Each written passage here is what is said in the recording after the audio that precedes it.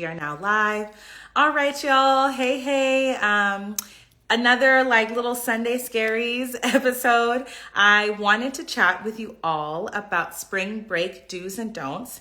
And now, whether you're watching this live or you're watching on the replay, if you're watching this live, let me know here, when is your spring break? And if you're watching this on the replay, also let me know, when is your spring break? It's come to my attention that some people already went on spring break. Our spring break is not for like another 2 weeks. So I know that California, we kind of start early, or we start late, so our spring break is late. But I want to chat about spring break do's and don'ts, like I said, as you're watching. Let me know in the comments, when is your spring break? What is the system there? Do you have plans for spring break? Someone's going on spring break tomorrow. Yes, I love it. Okay, congratulations. I have my evening tea here, and I am just going to chat about spring break do's and don'ts. And really, these are do's and don'ts for any break and just general best practices in teaching, I feel. So let's get into it. I'm at my bookcase, but I figured we would switch up the situation a little bit here. So let me know where you all tuning in from and when your spring break starts. Like I said, in LA, we're not for another 2 weeks. Spring break is something that I never really thought about giving tips on until recently, until I saw, and y'all let me know if y'all saw this too. I've seen a lot of teachers that are giving out spring break packets and just talking about how they're going to do spring break. And I just wanted to share some from my experience of a former spring break packeter. Y'all, I used to be at the copier the days before spring break. I would come up with these fat packets. I would get worksheets off of online, but then I would also create worksheets. I used to make up my own math problems because I used to make up social justice themed math problems, and I would give those out for spring break. So I'm a reform packet teacher as well. So absolutely no shade if you're a packet teacher. NorCal, love it. Oh my gosh. Okay, I used to live in NorCal. Where are you from? I used to teach in Oakland and San Francisco, so I love my NorCal family. But spring break is something that we all are in very much need of. I feel like we are in dire sorts. We are desperate for spring break right now. And I think that a lot of teachers see it as an opportunity to catch up with learning loss. And actually here, in some of the school districts, they have students coming to school a few days during spring break. So like I said, let me know what's going on with y'all spring break. Do you even have spring break? Because I have heard of districts doing away with spring break because of learning loss. So let me know if you all have spring break. But first things first, mind you, spring break, I have historically given people things that they can do for spring break as a teacher, but I want to be super clear in that I am not saying that you need to work during spring break. Personally, I was always a spring break work teacher. What I would do during spring break is I would first start by cleaning out my room. I would update my library. I would redo my seating charts. So usually by spring break, I would move from having some sort of individual setup to pods. Sometimes I would move sooner, but sometimes my kids weren't ready to be in pods sooner. So that's one thing that I would do. I always refresh my bulletin boards. One year I painted my room during spring break. That's obviously I wasn't at a district school. I had total freedom to do whatever. So I painted my room bright yellow one time.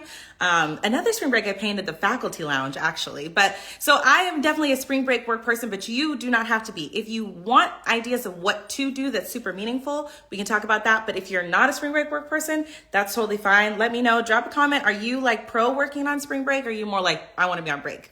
So the first thing, if you are going to be on break, this sounds crazy, but you should plan your break. Even if your plan is to do nothing, plan to do nothing. Because one thing about teachers, we kind of are busybodies, right? We kind of have a hard time honoring the boundaries that we need to have. So I would actually plan in your calendar, plan doing no work or plan out your self-care.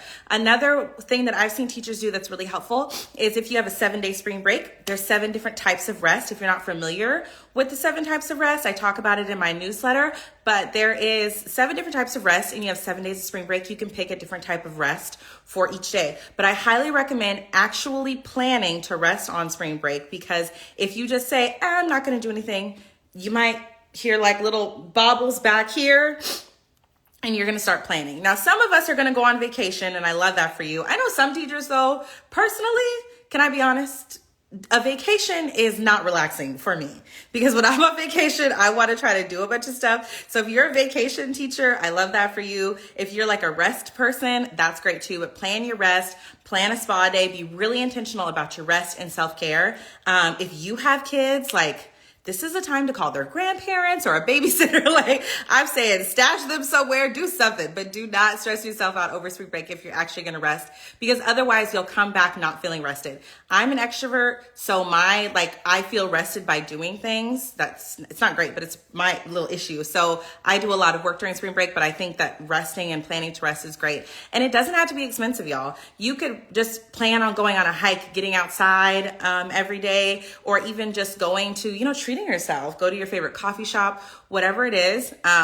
Someone's therapist told them plan to do nothing. Yes, literally plan to do nothing. If you want to do a little something, there's a hot tip. If you do want to do a little something, but you want to rest, I would highly recommend the book. One book that you could read is Set Boundaries, Find Peace. I don't want to mispronounce the author's name, but she's amazing. Check out that book. It's called Set Boundaries, Find Peace. That's a great spring break read. So that was my other tip is pick something to read. So it can be a PD book. My book is not out yet, but of course my book would be a great one to read over spring break. But you could also read, Unpack Your Impact by Naomi O'Brien and Lanisha Tab, or you could read We Want to Do More Than Survive by Dr. Bettina Lev. You could read Culture Responsive Teaching in the Brain by Zaretta Hammond, right? So if you do want to do a little something, but you still want to relax, read a book, what I call like a PD book. Or you can just read a fun book. I love Jasmine Guillory, I think that's how you say her name, and Sofia Gonzalez for like fun, like just sitting and having like a good cup of coffee and just like getting into a book. So that's the next thing, like plan to rest, read something, find something exciting. This is just for teachers. And the other y'all, is close out before you go.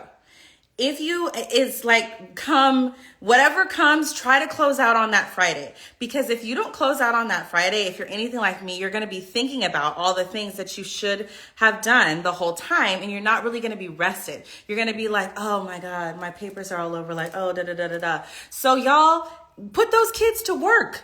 On the Friday before spring break, block off the afternoon. If you're self-contained, block off the afternoon and just have everybody do the spring cleaning. Kids are cleaning out their desks. Kids are cleaning out their binders. Have the kids help you set everything up. That way, if you do really want to rest, you're truly coming back to rest, because it might not be restful if you're thinking about all the things that you didn't do. So create that Friday closeout checklist the same way that you would have a closeout checklist at the end of the year. That way you can truly, truly relax. Now, let's talk about when it comes to the kids in spring break. You probably already know where I'm going with this. I would not recommend assigning homework, physical homework. But here's what I would recommend. You can assign fun homework assignments. Like, this is what I would assign to kids. Now, like I said, I'm a reform packet teacher. So I used to give out packets, like thick ones every spring break, and I would make it be extra credit. So the kids didn't have to do it, but they did get extra credit for doing it. I don't do that anymore.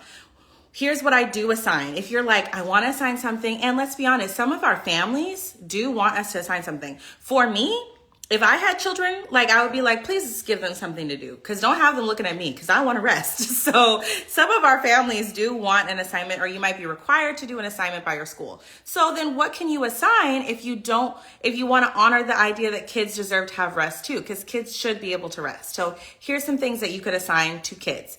You could assign like a passive computer program. Khan Academy is free. If you have iExcel, if you have iReady, Dreambox, there's so many. Any of the computer stuff, you can assign those to kids, because that's low prep for the families, and the kids can do that. And it's really just like a bonus.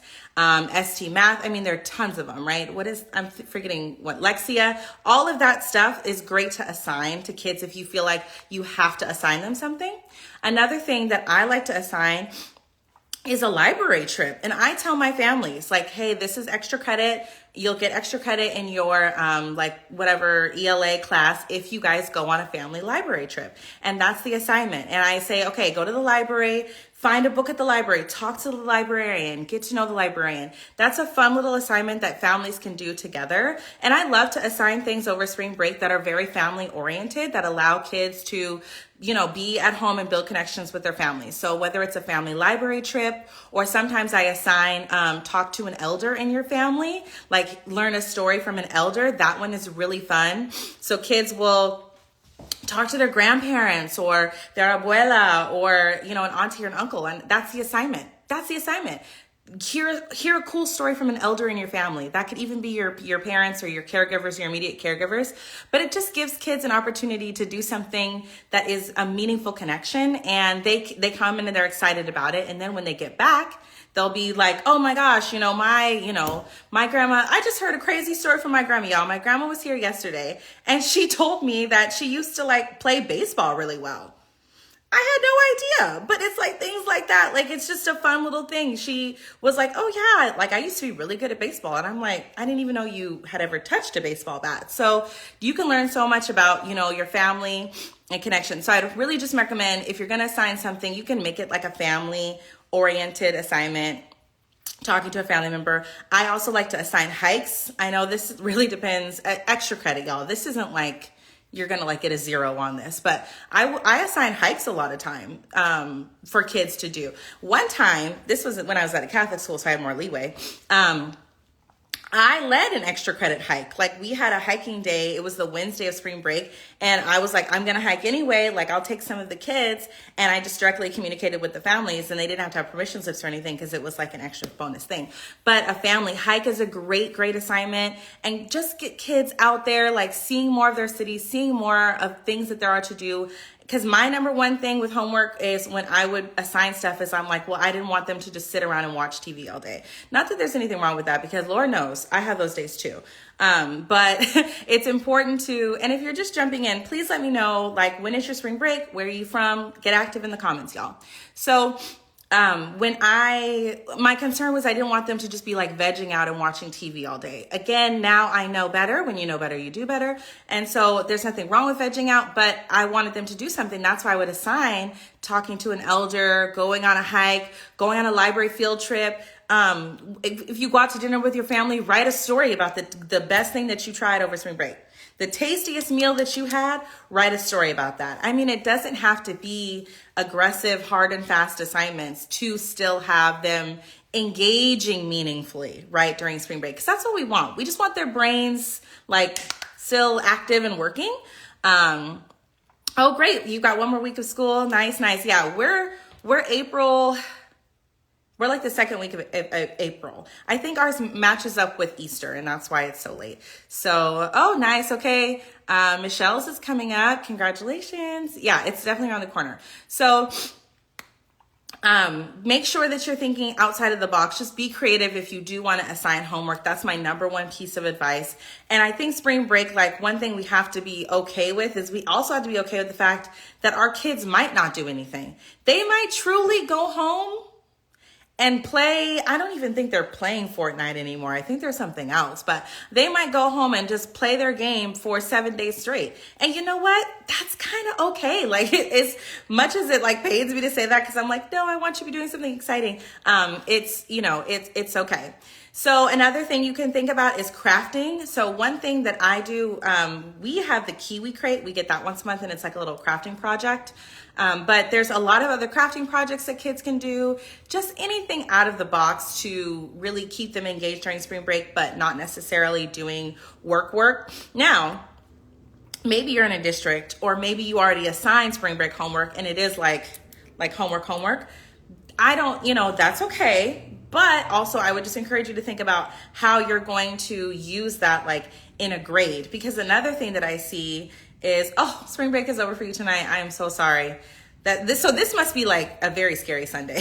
the Sunday of like before you go back is like the scariest Sunday. But I think, what was I saying? Well, anyway, it'll come back. Oh, when you're grading your spring break work, y'all, it doesn't, I'm not a believer in giving 0s anyway, but I definitely would discourage people from like giving fat 0s for people that didn't do their spring break homework. Because also, mind you, some of these kids might be going on vacation. I mean, maybe they're going to Disney. I don't know what they got going on. So, they might not have time to do their homework. So I really discourage, if you do feel the need to assign something, or maybe your district requires that you assign something, or your principal is saying like learning loss, blah, blah, blah. just consider not like letting that be a make or break grade for them, like to where they're like going to be in serious trouble if they don't do it. So just to review for folks who are coming in, we're talking about spring break do's and don'ts. And the first thing, like from the top, like I feel like this is what teachers have to do a lot too. Do y'all find yourselves like reviewing a lot as you're talking? Like the attention span is a little short, so you got to review more often. So the first thing is, if you're going to go on a break, schedule your break and tell people, whoever's at home with you, if it's your boo, if it's your cat, like be like, I am going on a break for 7 days. I'm resting, and schedule your rest. I would highly recommend theming each day after the 7 types of rest, because sometimes when we rest, we just focus on like vegetating, and that is an important type of rest, but there are different types of rest, and you'll feel more refreshed if you get those different types of rest. So think about getting different types of rest. You got 7 days of spring break, 7 types of rest. It works perfectly, but schedule it. Next, if you do want to do a little something and you want to get in your classroom, it's a great time to refresh bulletin boards, change seating arrangements, think about procedures, and infuse some joy. Like at this point in the year, things are probably getting a little stale. So maybe you want to say, I'm going to add a calm corner, or I'm going to switch up the seating so that students can be more collaborative, or I'm going to take down my clip chart. Is anybody got a clip chart out there still? That was a great time. Now is a great time to take down that clip chart. So those kind of little refreshes in your room are great. Like I said, personally, when I had a classroom, now because I coach, I don't have a classroom. I'm very sad about that. I don't do those things, but that's what I used to do, is refresh and just turn over my rooms, update your library. But if you want something that's like right in between, like you want to do something, but you don't want to like go in, totally get it. Stay at home, rest. If you want to do something though, you can pick a PD book. Pick a book that's meaningful to you and read it.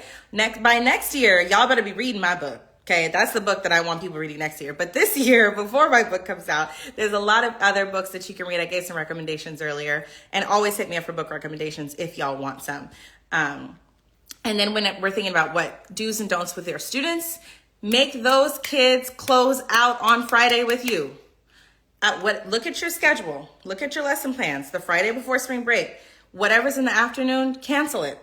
Cancel it. Unless it's like a party or something. Have the kids clean out their desks. Have the kids reorganize. I would have kids dusting. We had a throwaway party, and I would actually go through my stuff and clean my stuff out and really model that for them. Like I'd be in my files like, I don't need this, I don't need that, throwing it away as they're throwing it away. So if you have kids that are old enough to do that, guide them through that spring cleaning process with you in the classroom and set everything up so that on Monday when you come back, you're ready to go. Don't play yourself. Don't tell yourself that you're going to come in on Saturday or something like that before, because you're probably not, and you shouldn't. So set everything up for Monday. I'm talking about, I would even have a kid whose job it was to lay out the bell ringer on Friday before we go to break.